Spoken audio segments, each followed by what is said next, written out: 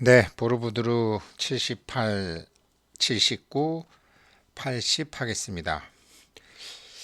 보르부드루 78은요, 그 부처님 아기 낳고 부처님을 낳은 지 6일 만에 사망을 하신 분인데 아들이 저렇게 피골이 상접해서 수행을 하고 있으니까 나타나시죠. 죽어서도 고행으로 죽어가는 아들을 위해 나타난 엄마. 마야부인. 그리고 오늘 이거는 제가 이제 무자본으로 100억 만들기에 앞서서 이번 거랑 다음 거를 아셔야지 그 무자본으로 100억 만들기가 습득이 되시고 자득이 되신다. 습득과 자득은 다른 거죠. 습득은 이제 들어서 이렇게 배워서 읽어서 아는 거지만 그게 어느 단계가 탁 지나면 스스로 알게 되는 거죠. 그게 이제 습득에서 자득으로 가는 단계죠. 그래서 원래 이 사파 좋죠. 원래 근데 이 사파는요. 그 엄마가 아들 보는 곳으로 제가 이렇게 이제 했지만 원래 이 사파는 견동환 작가님이 그 부처님의 10대 제자 지혜제일 사리불 하고 아사지 비구가 처음 만나는 장면이에요. 그러니까 이제 아사지 존자고 사리불 존자죠. 그림이 너무 좋아가지고 제가 이렇게 엄마와 아들로 바꿨어요. 저는 견 씨는 견미리 씨밖에 몰랐는데 견동환 작가님이라고 계시네요. 좋죠? 그림. 참 엄마. 그 김혜자 씨가 이제 마더라는 봉준호 감독. 참 엄마라는 단어는 참 복잡하죠. 복잡해요. 복잡해요. 부처님도 마찬가지죠. 복잡해요. 복잡해. 뭐 아들하고 둘이 살아가는데 이제 아들이 좀 자질구레한 사고도 치고 하는데 이제 뭐 봉준호 감독 영화가 다 그렇듯이 살인 혐의를 쓰니까 이제 엄마가 해주는 뭐 그런 얘기죠. 엄마 아니면 사실 이런 거 누가 해주겠어요. 엄마도 엄마 나름이겠지만 다들. 아무튼 부처님의 엄마가 등장하십니다. 이게 바로 보르부드루 78 장면인데 마야 부인이 이제 하늘나라 처녀들과 같이 나타난 거예요. 그러니까 아들 천계로 올라갔는데 아들이 고행을 하고 몸이 상한 것을 보고 이제 설득을 하러 내려온 거죠. 그렇게 피골이 상접한 몸으로 돌을 닦을 수 있겠는가라고 이제 엄마가 걱정을 하죠. 그러니까 뭐 정말로 제가 지난번에 말씀드렸지만 눈은 움퍽 들어가고 완전히 뭐 피부는 주름이 잡히고 등허리에다 손대면 백가죽이 만져지고 배에다 손대면 척추가 만져지는 그런 건데 엄마가 말씀드렸지만 뭐 이렇게 마야 부인 뭐 코끼리 낳는 거 뭐 코끼리 들어오는 잉태 꿈꾸고 막 그랬는데 그냥 아들 낳고 고마 6일 만에 돌아가시죠. 그럼에도 불구하고 천계에서 이렇게 내려오셔가지고 또 아들 걱정하는 엄마죠. 이게 보르부드루 78 장면이고요. 79 장면은 그 이제 그 엄마가 그렇게 하고 하니까 처녀들이 남아가지고 계속 이 지금 나름 이제 돌아가시면 안 되잖아요. 다 지금 이분들 법을 기다리고 있는 사람들인데 그래서 처녀들이 지금 이제 그 마야 부인을 따라온 처녀들이 남아가지고 그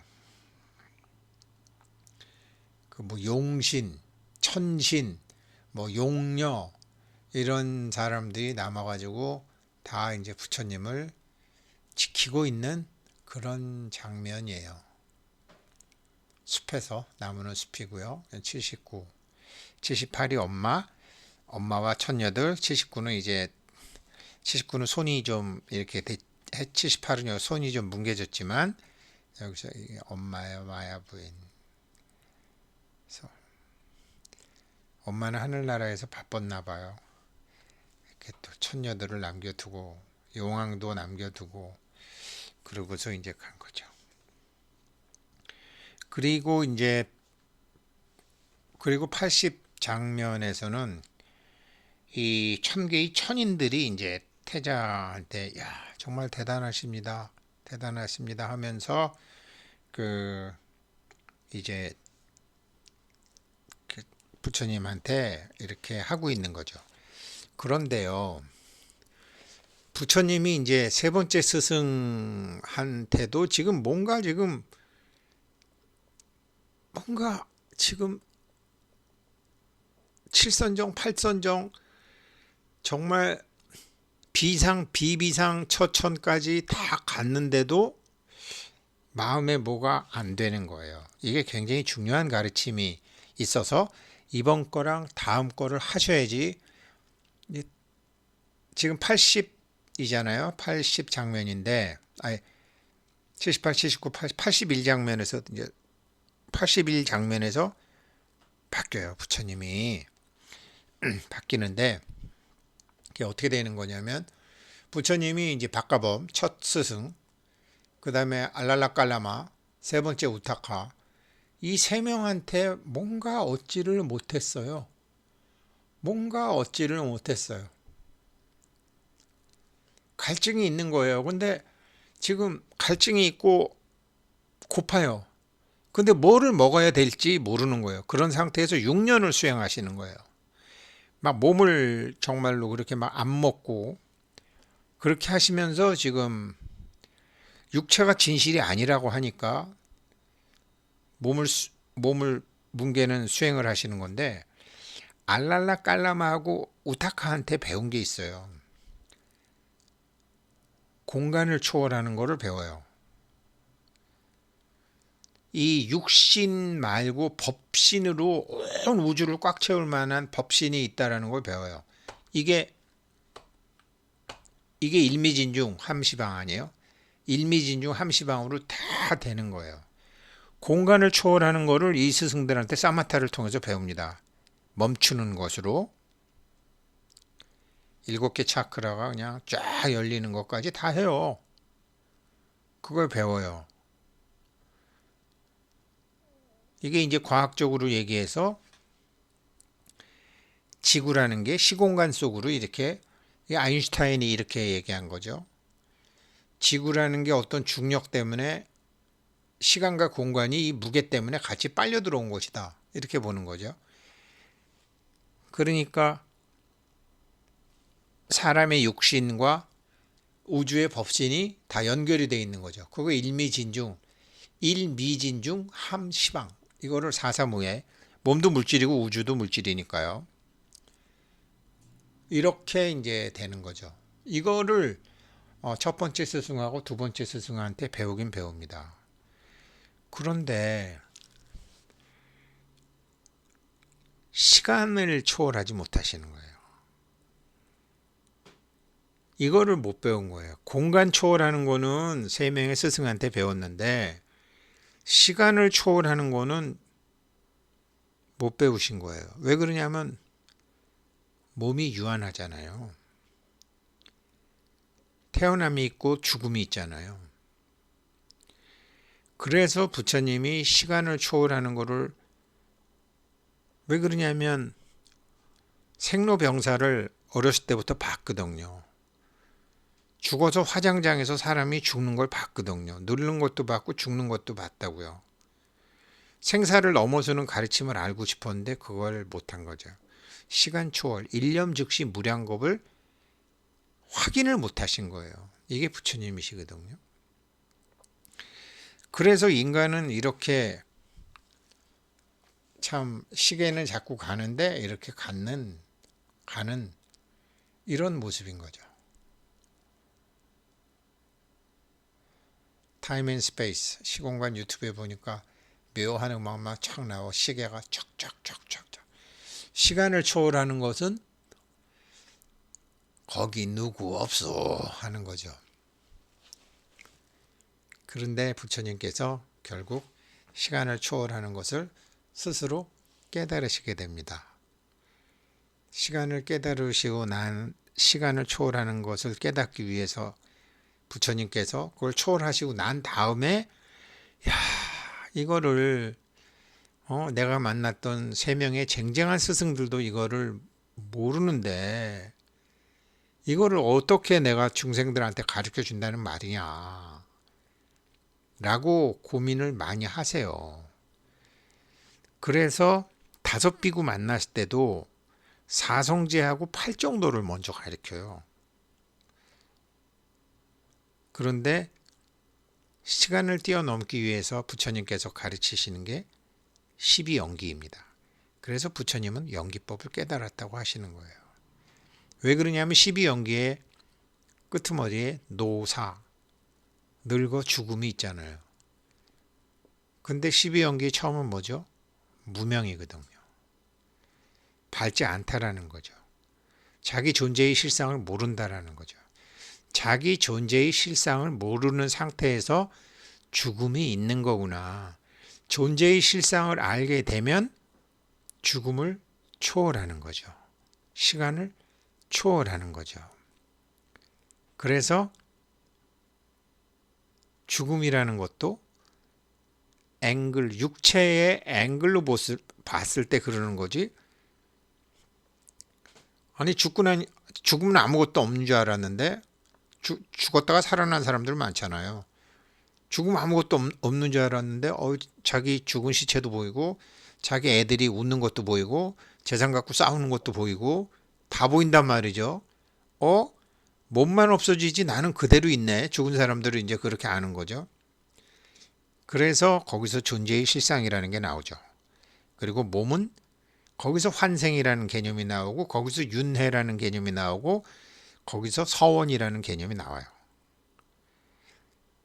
결국 부처님이 시공간을 다 초월하시는 거예요. 시공간을 초월하는 육체가 아닌 존재로서의 나, 소유가 아닌 존재로서의 나를 깨달으시는 거죠. 그러면서 비로소 마음이 편안해지는 거죠. 어느 것에도 두려움이 없는 거죠. 심지어 죽음에 대해서도 두려움이 없어진 거죠. 그렇게 되시는 거거든요. 그렇지만 제가 무자본으로 100억 벌기 위해서 말씀드린 것처럼 나뭇잎이 햇빛만 갖고 어마무시한 에너지를 모을 수 있는 것처럼 육신을 갖고 어마무시한 에너지를 모을 수 있는 거죠. 그래서 요 다음번 장면에서 우유죽을 드시는 거예요. 근데 이런 걸 과학적으로 이제 타임 앤 스페이스 컴프레션, 시간과 공간이 압축이 돼 가지고 이런 세상이 지금 왔다. 그죠? 뭐 옛날에 나이 드신 분은 알겠지만 지방에다 전화해도 여보세요 그러면 한 10초 후에 저쪽에서 여보세요 들리고 저쪽에서 뭐라 그러면 또 이렇게 있었잖아요. 근데 지금은 인공위성이 생기고 뭐 브라질하고 하건 아르헨티나랑 하건 미국하고 하건 왓츠앱이나 뭐 카카오톡이나 거진 동시에 다 되잖아요. 비행기 시간도 점점 짧아지고 우리나라의 최초로 홍콩까지 비행기 타고 가는데 보통 3시간 반 정도 걸리잖아요. 3시간 반 정도 걸리죠. 대만 안 거치고 가면. 처음에 우리나라의 전 첫 직장이 캐세이 퍼스픽이었기 때문에 그 선배들한테 들어보면 8시간 걸렸대요. 8시간. 한 뭐 2배 이상으로 짧아진 거죠. 2배 이상. 그렇게 시간과 공간이 수송도 빨라지고 통신도 빨라지고 그래서 시간과 공간이 다 압축이 되고 시간과 공간이 압축이 되면서 사람들도 굉장히 총명해지고 심지어 동물들도 인간이 키우는 동물들뿐만 아니라 야생의 동물들도 똑같은 공주 현상에 의해서 다 깨어나는 시각이죠. 그리고 난 다음에 이제 육신의 세계뿐만 아니라 시간과 공간을 초월했지만 시간과 공간을 초월한 법신도 있지만 물질도 있기 때문에 육신의 나와 정신의 나가 있는 거죠. 메타버스 세계가 있는 거죠. 정신의 나를 공이라고 하고 육신의 나를 색이라고 하고 그래서 불교에서 색불이공 공불이색 색즉시공 공즉시색 이런 거를 이제 공에 대해서 잘 설명한 사람이 니가르주나인데, 한국 불교에서 니가르주나는 별 대접은 못 받는 것 같고, 티베트 불교에서는 어마무시하게 대접을 받고, 공에 대해서 이제 뭐 중론 이런 거를 다 이제 해놓으신 분이시죠.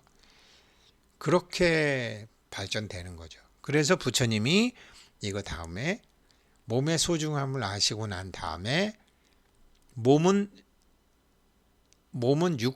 육신을 막 들들들들 볶아갖고 몸이 요구하는 것을 안 해주면서 몸을 조복을 시키려고 했는데, 그래갖고 막 피골이 상접한 대로 갔는데 그게 아니었구나. 몸이 할 수 있는 거는 다른 일이 있었구나. 그러면서 수자타가 주는 우유죽을 드시는 거죠. 다섯 비구는 배신 때렸다라고 생각하죠. 그리고 목욕도 하시죠. 이제 그런 게 쭉 펼쳐집니다. 이거를 아셔야지 무자본으로 100억 벌기 그 다음에 단계를 가실 수 있습니다. 오늘 아침 공부 여기까지 하겠습니다. 고맙습니다.